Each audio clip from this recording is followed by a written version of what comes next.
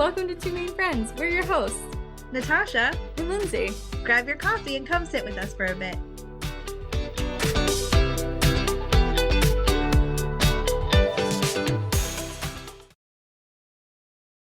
Hey! Hey, how's it going?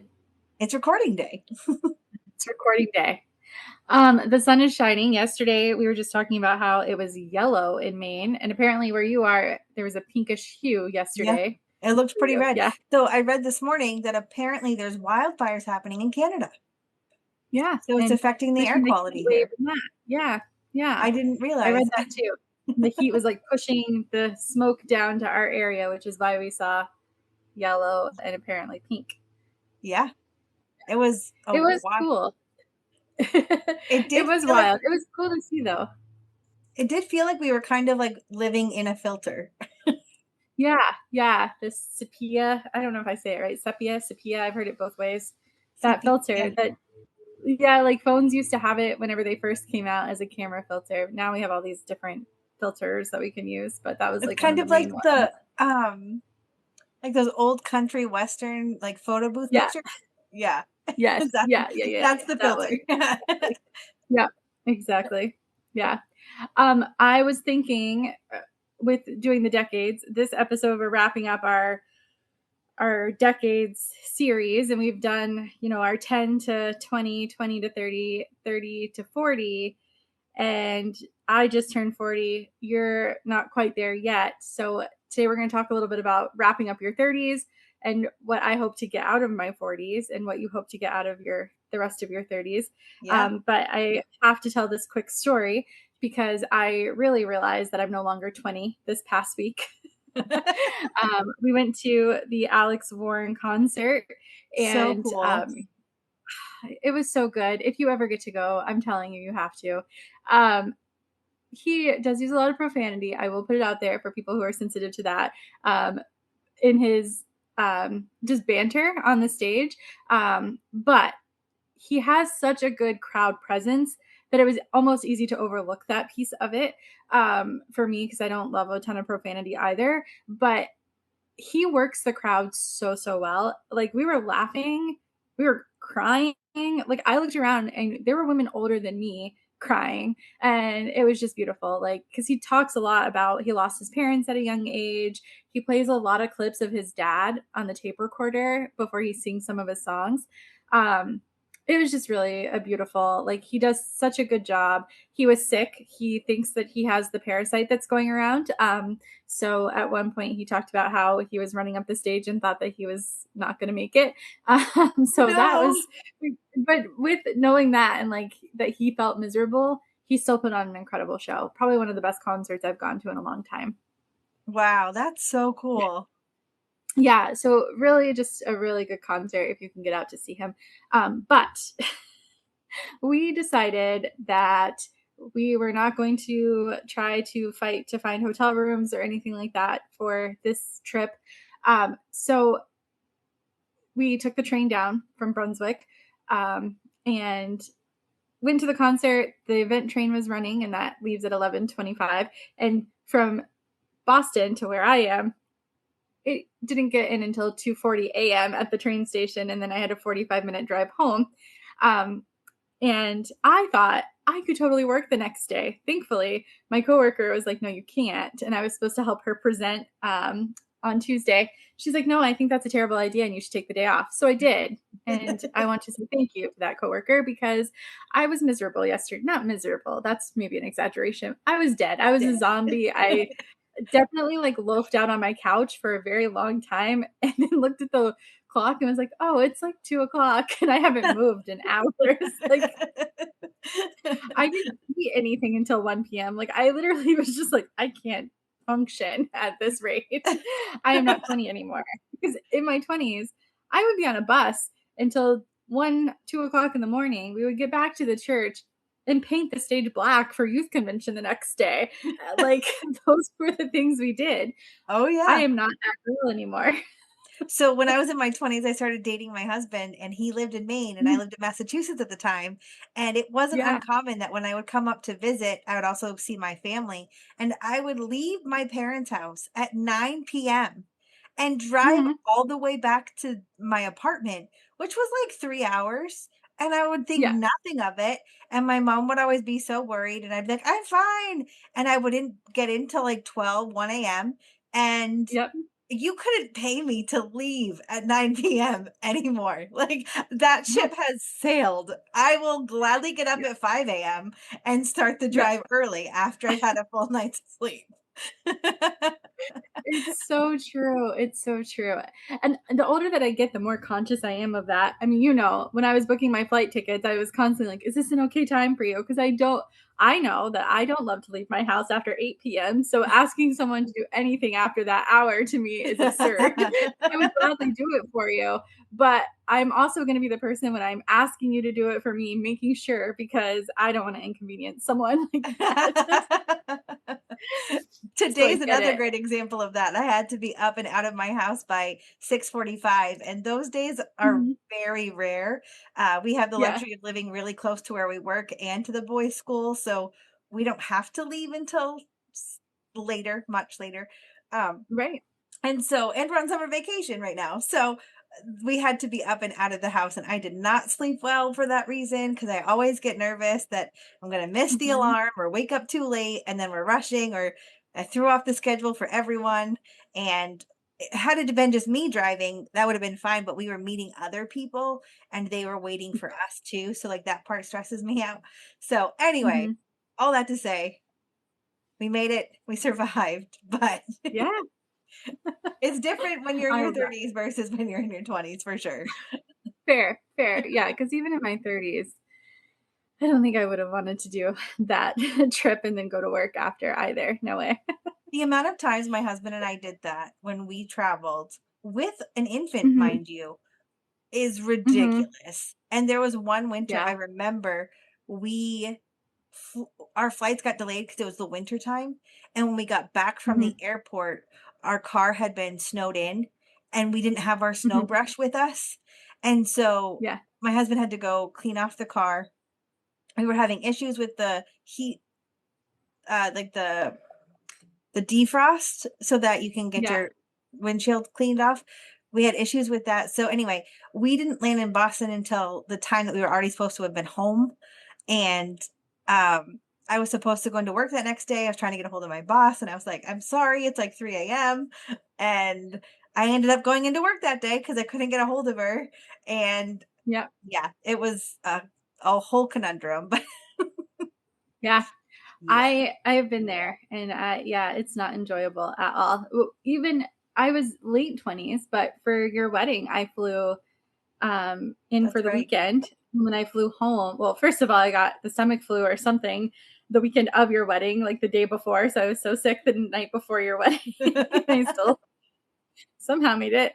And then when I flew home 2 days later, my flight got delayed. I got in at 2 a.m. and I was at work at 7 a.m. So I get it. Like it's Yep. crazy the things we do. The The things we things do. we do. Yeah. So that being said, I what are you looking forward to about your 40s? You know, a lot actually. I did a lot of journaling right before my 40th. And if you follow me on Instagram, you probably know that I was really struggling with turning 40. Um, the thought of it, I think mentally, I don't feel like I should be 40. Like when Mhm. I hear that people are 26 this year that were born in 2000, like the math makes sense, but my brain says, no, that can't be right. Because No, that's not right at how did I all. get here? Right? Like, that can't be right. How did I get here? But I really want to go into my 40s free of opinions of others, not of Mhm. others, of what I think others think. And there's a quote that a leader that I used to have in master's commission would say. She would always say, like, you're not who you think you are. You're not who others think you are. You are who you think others think you are. And I want to shed that, like, approval of other people and living by like what I think other people think I should be doing. Yeah. Because why do we do that? But we do. We live by this unspoken rule that we're not who we think we are or who others think we are. We are who we think others think we are. And so for me, it's I do what I think other people think I should be doing. I get it. And That makes I a want to lot of shed that sense. mentality. Yeah. And I think we've talked about it a lot on this podcast. And I think that that's really why it's resonated with me so much over the past year is like expectations and putting expectations on ourselves from other people, even when other people have never spoken them. And also Mhm. living by the book of what other people are saying about you behind your back or in closed doors about you if you find out about it later down the road. And Mm. I want to just live so carefree of those things because if someone tells me that someone else is saying something about me behind closed doors, it's none of my business. They Nope. didn't feel the need to approach me with it or come to me with it, and that's none of my business. They felt the need to go to somebody else about it, and hopefully that somebody else will cut it at the source and move on. Right. But I just think that when we start putting too much of ourselves into other people, we start living by the code of what we think they want us to be and who they want us to be, and it becomes a performative friendship and a performative relationship. Um, and I want to just kind of be rid of that. I want to know that the friendships that I have are in the relationship that I have is authentic to because of who I am, um, and be confident in that. I want to be more confident too in my career, and in my choices, that I'm making career wise. Not that life is all wrapped around a career, but I want to be happy. I'm going to be spending the next 30 something years in this career, right? Hopefully not 30 Right. years. Honestly, I'm hoping for 26 and done. I want to be like 66 max At out of 70, there. you're gonna still 67. be working? Yeah, I can't. I don't have that in me. I'll be quite honest with you. but but I want to be happy doing it for the next Mhm. 25 years if that's what I'm going to be doing. Yeah. The other thing that I really realized, so we haven't recorded since I went to Florida, and we've talked a little bit, but one of the things that I really struggle with is parent guilt. My both of my parents are aging, and they're young parents. They're 68, 66, but health wise, they're struggling. And so going home and seeing that and being the daughter who lives far away, I've talked to you about this before. It's hard on me because I have this guilt that, oh, I should be helping more. My brother lives in Florida and he helps a lot. And I'm so thankful for that. But it does kind of resonate a guilt that like I'm being selfish for living my life and he's home living Mm. his life, but also being available to them. Yeah. So I really like go back and forth on that piece and I do my best to try to contribute to that. Like right now we're working on just some stuff with my dad to help make life a little bit more accessible and easier for him. And so I was honored that while I was home, I was able to help install a bar for him to get up and down his stairs at his house. And Mm. we're working on ordering just some shower accessibilities for him. And I'm doing the research for it and the ordering for it and making sure that it's going to work out. So like it's finding the balance of like I can still be a resource and helpful to my parents, but yet still be far away. But then there is that like, am I gonna regret it in 30 years when they're not here down the road, right? So Right. I think for my 40s, I just want to release a little bit more of that parent guilt. And my Mhm. parents have never made me feel that way. I will be very honest about that. Like they've never said, or tried to guilt me into coming home or said that like I'm being selfish. Like my parents are the first ones to say, no, you don't. You're not happy when you're here. They know that. And they Right. always encourage me to be where I am. So I'm very fortunate that way because I know that there are people who don't have that same fortune Yeah. with that. So I'm very grateful.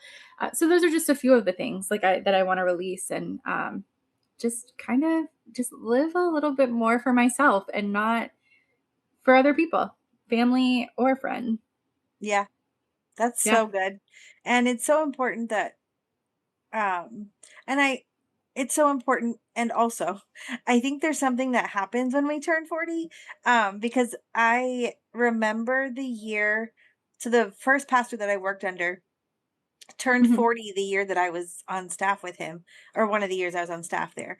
And he had a very similar sentiment. He was like, I'm not holding back anymore. I'm going to say my opinions out loud. And if it makes people upset, that's on them. Mhm. And I remember just being like, wow, that's so bold. Of course, I was like 19, 20. And Right. that's when you're very much like, I will do anything if you accept me, right? And Yeah. so Yeah. I don't know, like, is there like a brain thing that happens when we like cross into the 40s? Like, is it a maturity thing that just kind of hits all of a sudden?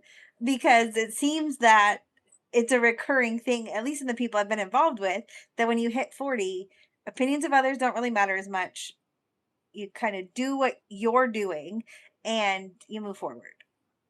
I don't Yeah. know. Yeah. It's funny because people that I know that have turned 40s have said similar that like their 40s is really what defined it for them, that they got to be who they wanted to be. And I think we talked about this before too. Your 20s, you're trying to figure out who you are because you were just kicked out of the nest, if you will. Like you either went off to Right, college or you got your job. And like then 22, 21, 22, if you're done with college, then you're trying to figure out life and your first job, like post degree, right, right? And like right, trying to figure that out. And then in your late 20s, maybe you're getting married, maybe you're not, maybe you're moving into a new career or a new state right, to do a new career. And in your 30s, maybe you're raising kids and now you're trying to figure out how to be a parent. And then when you're 40, maybe your kids are a little bit older and they don't need as much from you. They're always going to need right. you, but you get to It's a divide your different, attention maybe a yeah. little differently. Yeah. Because So yeah. yeah, I don't know, but I think you're right. I think that there is this place where you're like, I did all that. I did all the figuring it out for 20 years of trying Mhm. to get it right. Yeah, And now I'm going to do what makes me happy, I think is kind of the sentiment that I landed on. Like I have spent way too much of my life worrying about what other people say, think, or care what they think I do with my life and my time. yeah, So yeah, yeah. I don't know. That's just how I feel. My cousin, who is a few years older than I am, when I was in Florida, we were walking and she said, your 40s are going to be your best years. And she's like, you're just going to love being 40. It's going to be Mm, hard because we have to watch our parents age. She's like, but it's been some of the best years of my life. And like, I loved hearing that because I've always looked up to her and she like inspires the heck out of me. So like it just, but it was like, okay, like Lo says it's gonna be okay, it's gonna be okay. Like that's literally yeah, how I felt. Like she said it's fine, you know? yeah. So yeah. I'm so glad to hear a positive perspective on your 40s because Mhm. I personally don't remember growing up people talking about their 40s in any particular way. I think they were just kind of living life. But Mhm. more recently, like it within my life, the more people that I knew turning 40, the more things were happening that were pretty catastrophic, and Mhm. I remember for, like, a period of several years, a lot of catastrophic things were happening, and all of the people were either entering their 30s, in their early sorry, not 30s, 40s, early 40s. Yeah. Then I looked at one of my friends at the time, and I was like, "What is happening? I don't wanna turn 40." Like, it was that, like, jarring to me because I was like, Yeah. do we all jump off the deep end? Like, is that what happens when you turn 40?" And so I'm 40's glad to gone wild.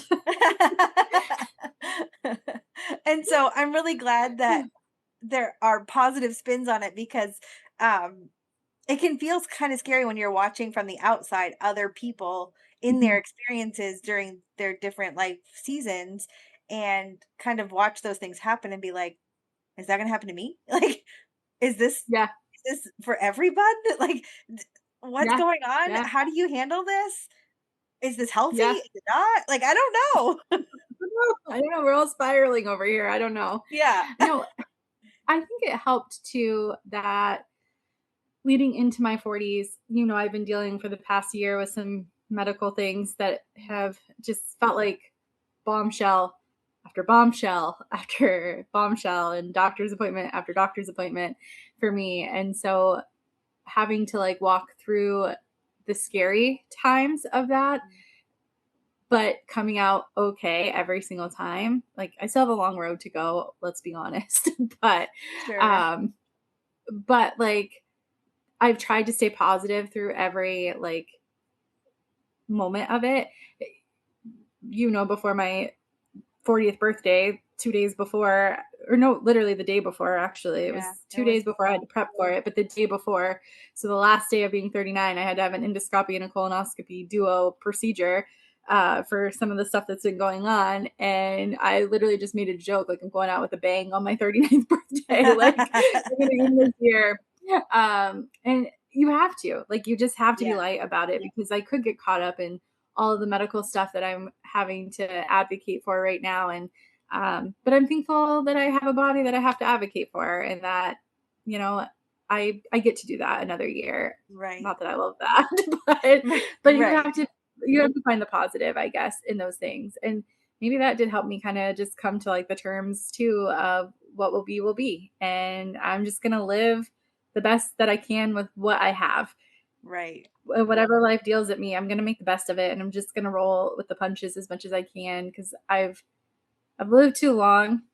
40 isn't that old, but like I do feel like I've lived a lot of experiences, not to just be thankful for where I am in life. And I've had a Right. lot of bad moments, and I could, if I got into like my past 20 years or so and you heard my story, my story, but if you as a listener heard my story and know now like where I'm at, it's Yeah. just you have to find the good in life, because I could stay so caught up in the bad places and the hard times. And if I did those things, there would be a lot of relationships that I wouldn't have, and a lot of places that I wouldn't have seen or done. And so, or be sitting in Maine, I'd probably be living on a farm in Florida with chickens, and that doesn't sound fun to me. So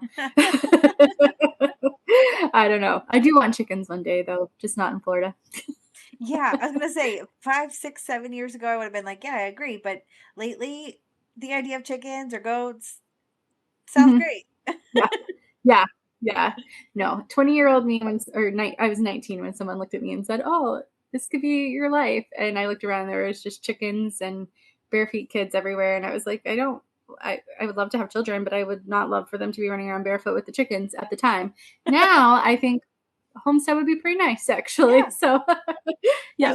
Yeah. I'm totally on the let's buy a big plot of land and live near each other. My Yeah. sisters and I keep talking about it, and I'm like all in. Just find me a Yeah. piece of land, we'll build what we need to build. It sounds Yeah. like a blast because Absolutely. how Yeah. could it be sad if you got to just like hang out with people at the end of the night every night, right? Like Yeah. Right. game Like, nights, hey, we're having a fires. fire. Come down if you want. Yeah. Yeah, we're gonna be at the pool, Yeah. like this Love all that. sounds amazing. Like, why don't we live this Yeah. way? I love it. Our next 30 years, we got to make it happen. Got to. Got to. What are you looking forward to now that you are mid 30s? My dad used to say this to me all the time, and so don't come through the screen and punch me. But my dad often, when I hit 35, he would say, "You're officially closer to 40 than you were 30." To which I reminded him that not until I turned 36 was that true. I was in the midway point at 35. Okay. But Well, I will say recently my dad thought that I was turning 30 this year. And so I that was feels like, okay, dad, that sounds great. But good. almost my next to youngest sister is turning 30 this year. So like, and we're 7 years apart. So um or almost 7 years apart. So I was like, thanks, but also no, like that was a while ago. I love that for you. I I also know. love when people tell us that we look younger than we are. That's also my favorite thing. So all day Yeah, tell me that. same. I Mhm. agree. Yeah, Except I have children and they tell me often how old I look. So, I appreciate when other people say the other things. exactly. Yeah, So, so I guess for me, um, not to be Debbie Downer, but I've not enjoyed my 30s. 30s have been really hard for me. And mhm, so I'm hoping that as I kind of enter into like this healing era of my life, I'm trying to do a lot of healing right now. Um, that on the other side it will be better. Mhm. I feel like I was wrapped up in so many different kinds of things, like you were saying about like people's opinions and how other people perceive me and what I do defining a lot of who I am, that to kind of strip all of that away and rediscover who I've been created to be as a person Mhm. outside of what I do. Um, and so I think it's going to take more time. I think I'm at the Yeah. very beginning of that process. And so I'm hopeful that rediscovering the things that I love that I forgot about, and also embracing new things that I didn't know I loved. Um, and just like you said about being carefree, like, you know, being a little bit more carefree in some of those things. Like, yeah, I like chickens now. And maybe I do Yeah. want some goats, right? Like, Yeah. okay, like 19-year-old me would have been like, who are you? Because I was Mhm. so city driven. Don't get me wrong, I still love the city, but I think I'm also entering a much softer, quieter season of my life. And so I don't know that I have and I will say, I do want to complete and become an ordained minister by the time I'm 40. Um, I it's been one of the things I've been dragging my feet on for a long time. I could have done it in my 20s, and I didn't complete the process, so I could have been ordained a long time ago. Um, Mhm. but now that is something I want to complete and say I did it. So that's a Let's goal I have. go. Yeah. Yeah. I love Um, that. Yeah. And who knows, maybe I'll go back to school and complete my degree. I don't know. I've been tossing around that idea. But first, I want to be in a better, healthier place mentally, emotionally, physically, spiritually, all those things before I start adding more things to my plate. But looking for some, looking forward to rediscovering who I am, I guess. I love that. I love that so much. I know that defining who we are can be tricky because we have a lot of outside voices. And I know that you've walked through some pretty hard times and had a lot of defining voices in your life. So I'm excited to see what the next few years hold as you begin to shed the chains and the weights of other people's words a little bit more. You've come a long way and you've done a lot of it. I know that. I'm gonna get a little weepy about it for you. I'm gonna cry for you. I am just excited to see what the last few years of your 30s look like for you because I know that there's gonna be great things to come out of it. Thanks, friend. I Yeah. appreciate that. Yeah. Well, this is the end of our decade series. I loved reminiscing on all of our previous years and Yeah, just kind of dreaming about what the next few years can hold for us. So I agree. I hope that if you're listening, that you go out and make it count. Don't wait until the next decade. Make today Mhm. count. That's a wrap on this episode of Two Main Friends in a Podcast. Follow us on Facebook or Instagram. You can also send us an email at twomainfriends@gmail.com. And as always, leave us a review wherever you're listening.